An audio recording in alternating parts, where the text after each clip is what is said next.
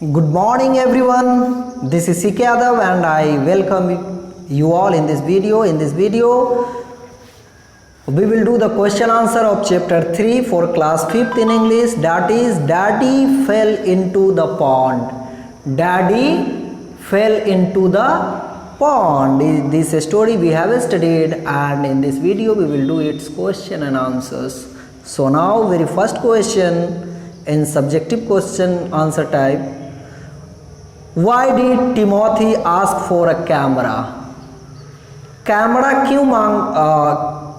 क्यों मांग रहा था टिमोथी? आंसर है, he asked for camera to capture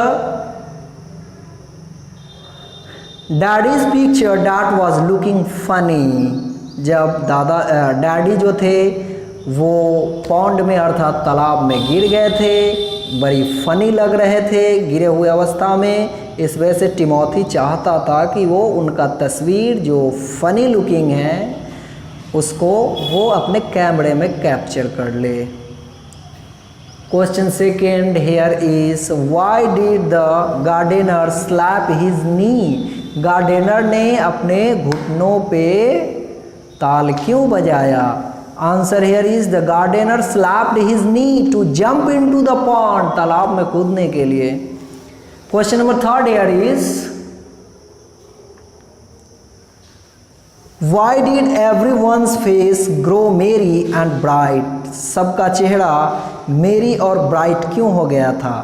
क्यों? काफ़ी खुशनुमा चेहरा हो गया था।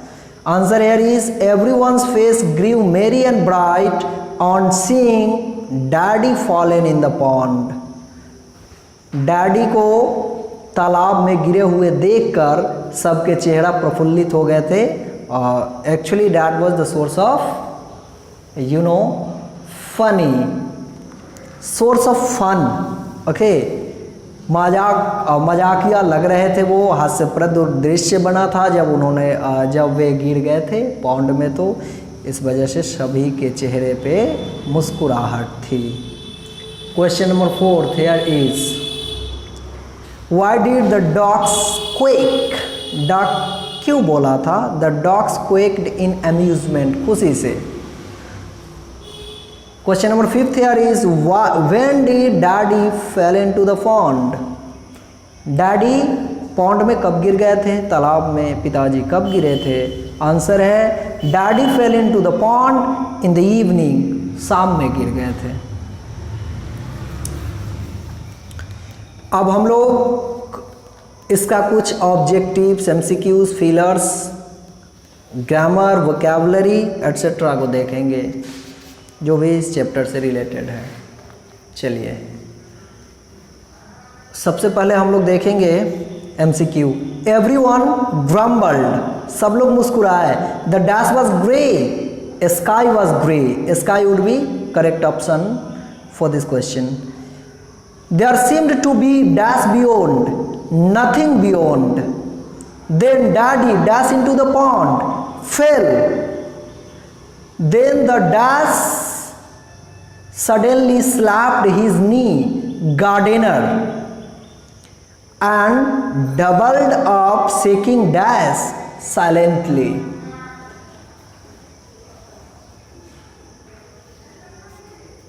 Now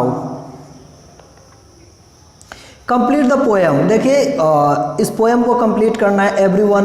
अब पीछे देखेंगे आप जो पढ़े हैं पोएम में, जो पोएम को पढ़ेंगे, everyone grumble the sky was grey, यानी जहाँ तक अगला पंक्ति स्टार्ट हो रहा है एंड देन इसके ऊपर वाला शब्द लिखना है, फिर इसके बाद का लिखना है, इससे पहले का लिखना है। इस तरह से आपको कंप्लीट कर लेना है इसको। It would be helpful when you remember this poem. जब इस पोएम को आप रिमेंबर कर लेते, याद कर लेते, तो आसान होगा आपके लिए। ठीक है, आप ये भी कर सकते हैं कि देखकर लिख लेंगे पोएम से, फिर इसको रिमेंबर कर लेंगे। Okay, so now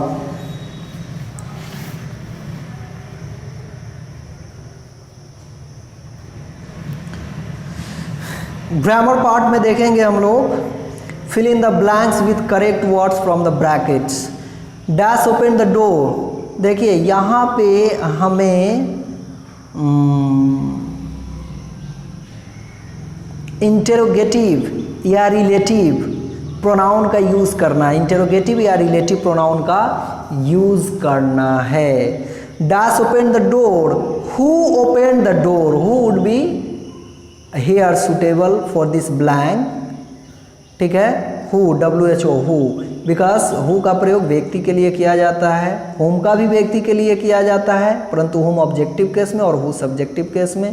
according to the sentence यहाँ रिक्वायरमेंट है सब्जेक्टिव केस की, इस वजह से हु का इस्तेमाल होगा, WHO, हु। विच का प्रयोग किसके लिए किया जाता है? ये जो विच है, विच का प्रयोग नॉन लिविंग के लिए किया जाता है। अगर कभी लिविंग के लिए किया जाता है तो सिलेक्शन के अर्थ में किया जाता है। तो यहाँ फर्स्ट के लिए हु होगा, who opened the door.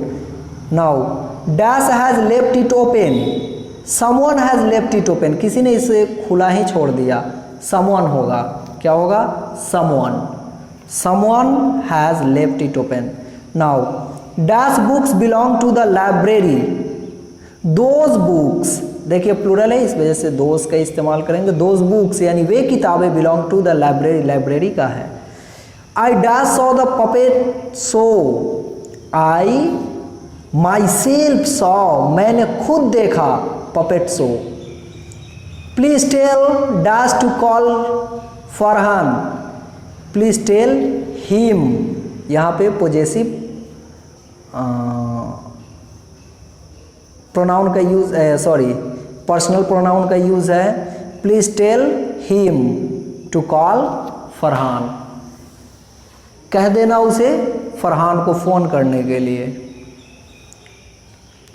Now join this sentences using the words given in brackets, brackets में कुछ वर्ड्स, ब्रैकेट में वर्ड जो दिए हुए हैं उनको कंबाइन करने के लिए, अर्थात एज कंजंक्शन यूज करना। ये सारे कंजंक्शंस है, after, until, so, although, because, but, when, and, ये कंजंक्शंस कहलाते हैं। कंजंक्शंस मीन्स कनेक्टिव वर्ड्स, दो सेंटेंस को या दो वर्ड्स को कनेक्ट करते हैं। ये जो भी वर्ड्स यहाँ गिवन है, जो कंजंक्शंस होते हैं उन्हें कनेक्टिव वर्ड्स कहते हैं। वो या तो वाक्यों को वाक्य से जोड़ता है या शब्द को शब्दों से जोड़ता है, ठीक है। देखते हैं, आई फिनिश्ड माई होमवर्क, एक sentence, I went out to play, दूसरा सेंटेंस। अर्थात आई फिनिश्ड माई होमवर्क, मैंने अपना गृह कार्य कर लिया। I went out to play, मैं खेलने गया। अब ये दो अलग अलग सेंटेंस को हमें आफ्टर का यूज़ करके कंबाइन कर देना है, अर्थात एक ही सेंटेंस बना देना है।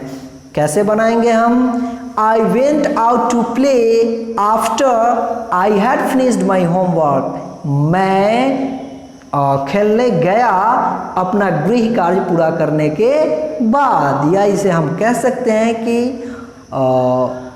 मैंने अपना गृह कार्य पूरा करने के बाद बाहर खेलने गया, ठीक है। Second is we played cricket, it grew dark, sorry we played cricket, एक सेंटेंस हुआ, दूसरा है इट ग्रू डार्क, हम लोग क्रिकेट खेले, अंधेरा हो गई। मतलब क्या है? तो अंटिल का यूज करेंगे, यानी जब तक अंधेरा नहीं हुई हम लोग खेलते रहे, ठीक है। We played cricket until it grew dark, we played cricket until it grew dark, ठीक है, अंधेरा होने तक हम लोग क्रिकेट खेलते रहे। Nitin was sick, he missed the school today, Nitin क्या था? सिक था, बीमार था, एक सेंटेंस हुआ, दूसरा है he missed the school today, आज वह स्कूल मिस कर गया, अर्थात स्कूल नहीं आ पाया। क्या बनेगा? Nitin was sick so he missed the school today, वो बीमार था इस वजह से, यानी इसलिए आज वो स्कूल मिस कर गया। Now Edison never got discouraged, Edison कभी भी हतोत्साहित नहीं हुए। डिस्करेज्ड, गेट डिस्करेज का मतलब होता है हतोत्साहित होना। एक सेंटेंस दूसरा है ही हैड मेनी फेल्यूअर्स, उन्हें बहुत असफलता हाथ लगी थी, मतलब कई एक बार वो असफल हुए थे। तो दो सेंटेंस है, एक है कि एडिशन कभी भी डिस्करेज्ड नहीं हुए, अर्थात वे कभी भी हतोत्साहित नहीं हुए। दूसरी वाक्य है कि वे कई बार असफल हुए। जोड़ना, इसको कंबाइन करना है, हमारे पास कंजंक्शंस दिया हुआ है। Although he had many failures, Edison never got discouraged. हालांकि वे कई बार असफल हुए, फिर भी एडिशन हार नहीं माने, अर्थात हतोत्साहित नहीं हुए। नाउ 5th नंबर देखते हैं हम लोग। We went for a walk, हम लोग टहलने गए। We wanted some fresh air, हमें कुछ ताज़ी हवा चाहिए थी। बिकॉज वर्ड का यूज़ करना है और सेंटेंस को कनेक्ट करना है। We went for a walk because we wanted some fresh air, हम लोग टहलने गए क्योंकि हम लोगों को कुछ ताज़ी हवा चाहिए थी। 6 here is our teacher is quite strict, हमारे शिक्षक काफ़ी सख्त हैं। एवरीबडी लाइक्स हिम, सभी लोग उनको पसंद करते हैं। यहाँ बट का इस्तेमाल करके हमें कनेक्ट करना है इन दोनों वाक्यों को। बट का यूजुअली यूज़ मैं बता रहा हूँ आपको कि दो विपरीत वाक्यों को जोड़ने के लिए किया जाता है। But is used to connect to opposite sentences, दो विपरीत वाक्य को जोड़ने के लिए किया जाता है। जी हाँ, यहाँ पे बिल्कुल विपरीत वाक्य ही हैं कि हमारे शिक्षक बिल्कुल सख्त हैं, लोग उन्हें काफ़ी पसंद करते हैं। जो लोग ज़्यादा सख्त होते हैं they are not usually liked by all, वो हमेशा सबके द्वारा पसंद नहीं किए जाते। लेकिन ये अपोजिट है, इस वजह से यहाँ बट का यूज़ करेंगे। Our teacher is quite strict but everybody likes him. Okay, now 7, Ramu was eating the food, Ramu भोजन कर रहा था।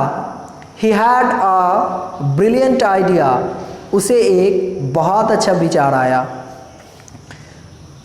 वेन का यूज करना है, यानी जब खा रहा था उसे विचार आया। Ramu had a brilliant idea when he was eating the food.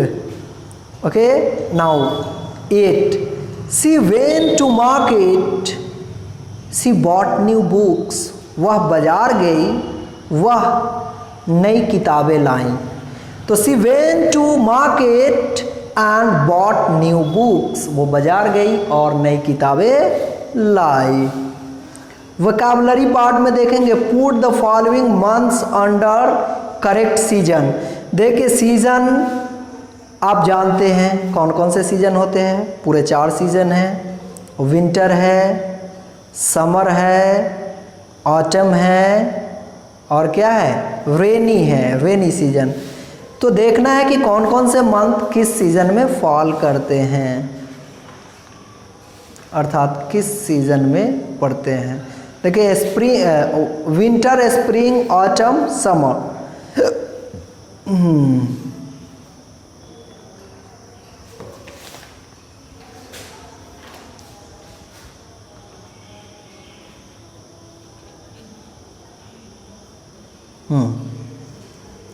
Winter में क्या होते हैं, दिसंबर, जनवरी, फरवरी, इन 3 महीनों के दौरान कौन सा सीजन रहता है, विंटर। स्प्रिंग में कौन से 3 महीने आते हैं, मार्च, अप्रैल, मई। ऑटम में सितंबर। देखिए ऑटम को फॉल भी कहा जाता है, ऑटम को फॉल कहा जाता है, मतलब क्या, पतझड़, फॉल ऑफ लीव्स। तो September, October and November. Summer, June, July and August. और इसी जून जुलाई के दौरान क्या होते हैं, आपके स्कूल में भी समर वेकेशन होते हैं, यानी समर हॉलीडेज होते हैं। Now be using the words and phrases given below make sentences. ठीक है, कुछ वर्ड्स दिए हुए हैं, इससे क्या बनाना है, सेंटेंस बनाना है। कुछ वर्ड से कुछ फ्रेज है, जैसे हार्डली वर्ड है but for the first time एक फ्रेज है। अंडर अ ट्री एक फ्रेज है, ठीक है। डू बेटर एक फ्रेज है। सडनली एक वर्ड है। अब स्टे बैक, फिर यहाँ फ्रेज है। होल्ड ऑन भी फ्रेज है। तो चलिए इनका इस्तेमाल करके हम वाक्य बनाते हैं। पहला वर्ड है हार्डली, सेंटेंस बनाते इससे, Shubham hardly becomes late for a school.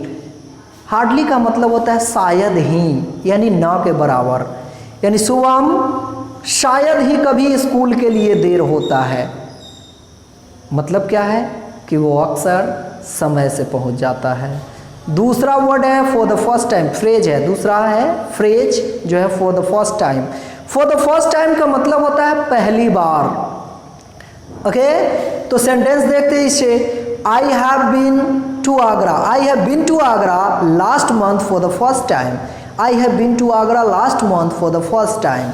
पिछले महीने मैं पहली बार आगरा गया हूँ। Yesterday, sorry, mysterious, mysterious, mysterious word से, मिस्ट्रियस का मतलब होता है रहस्यमयी, मतलब जिससे सब लोग परिचित नहीं होते हैं, जिसके बारे में कंप्लीटली हम नहीं जानते हैं, जो आप कह सकते हैं कि वैग में होते हैं हम, मतलब स्पष्ट रूप से उसको नहीं पहचानते, नहीं जानते, वो मिस्टीरियस, जिसको जाना पहचाना। चलिए एक वर्ड सब्स्टिट्यूट कर लेते हैं इसको, मिस्टीरियस किसको कहते हैं, तो something which is difficult to be understood, या something which is difficult to be recognised, यानी जिसको पहचान करना काफ़ी मुश्किल हो, मिस्टीरियस, या जो पहचान में ही नहीं है। ठीक है। Yesterday I saw a mysterious animal, मैंने एक रहस्यमयी जानवर को देखा, यानी इससे पहले वैसे जानवर को मैंने कभी देखा नहीं था और ना ही सुना था। ठीक है। क्वेश्चन फोर्थ वर्ड देखते हैं। फोर्थ वर्ड क्या है, stay back, stay back, I like to stay back. देखिए स्टे बैक का मतलब होता है दूरी कायम रखना, distance, to make distance. Okay, I like to stay back from crowded place, मैं भीड़ भाड़ वाले जगहों से दूर रहना चाहता हूँ, दूरी बनाना चाहता हूँ। फिफ्थ है सडनली, सडनली का मतलब होता है अचानक। ठीक है, suddenly father fail into the pond, अचानक पिताजी पॉन्ड में गिर पड़े। नेक्स्ट है होल्ड ऑन, होल्ड ऑन मतलब रुके रहना, कुछ देर के लिए टिके रहना, रुके रहना। Hold on I am calling him, hold on मतलब जब किसी से हम बात करते फ़ोन पे, कहते हैं कि तुम होल्ड ऑन करो, मतलब लाइन पे ही रहो, मैं दूसरे को, मतलब किसी को मैं कॉल कर रहा हूँ। ठीक है। Now seventh, the wood cutter sat under a tree, under a tree मतलब वृक्ष के नीचे। द वुड कटर लकड़हारा सैट अंडर अ ट्री, लकड़हारा वृक्ष के नीचे बैठ गया। Now seventh, sorry 8, do better, do better मतलब अच्छा करना। सेंटेंस देखते हैं, my teacher encourage me to do better in life, मेरे शिक्षक मुझे जीवन में अच्छा करने को प्रेरित करते हैं, उत्साहित करते हैं। इनकरेज मतलब उत्साहित करना होता है। एक वर्ड हम लोगों ने पीछे डिस्करेज भी देखा था, जिसका मतलब हतोत्साहित करना होता है। ठीक है। तो my teacher encourage me to do better in life, मेरे शिक्षक मुझे जीवन में अच्छा करने को उत्साहित करते हैं।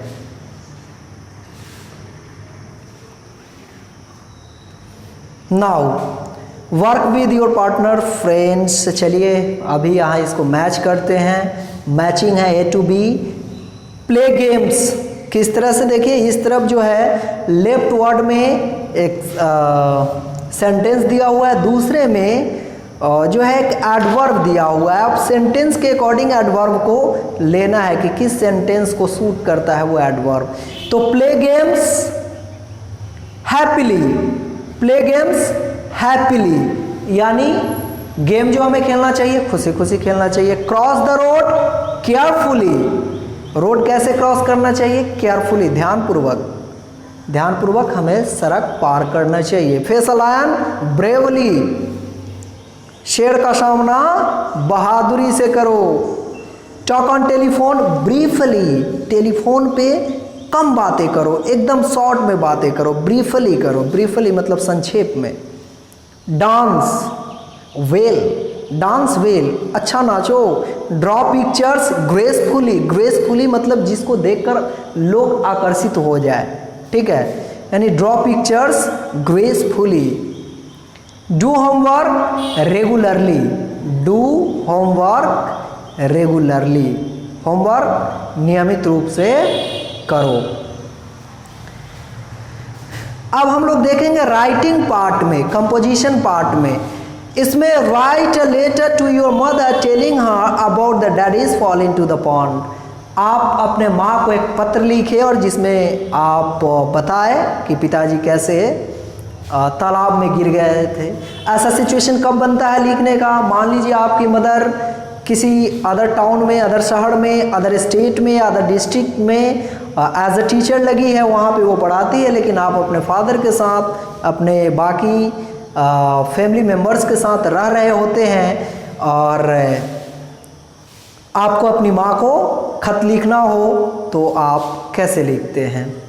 चलिए, तो यहाँ गिवन है कि एक खत लिखना है अपने माँ को जिसमें बताना है कि पिताजी पॉन्ड में गिरे थे, ठीक है, तालाब में गिरे थे।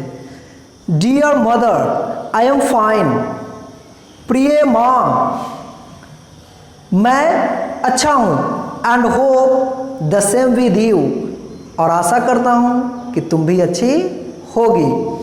आई am writing this to tell you, मैं यह लिख रहा हूँ तुम्हें बताने के लिए, दैट लास्ट इवनिंग की पिछली शाम, we had great fun in the garden, बगीचा में हम लोगों को मज़ा आ गया था। You will be surprise to know father was the source for our amusement, ये जानकर तुम्हें आश्चर्य होगी कि पिताजी ही अर्थात डैडी ही हम लोगों के अम्यूजमेंट का, खुशी के कारण थे।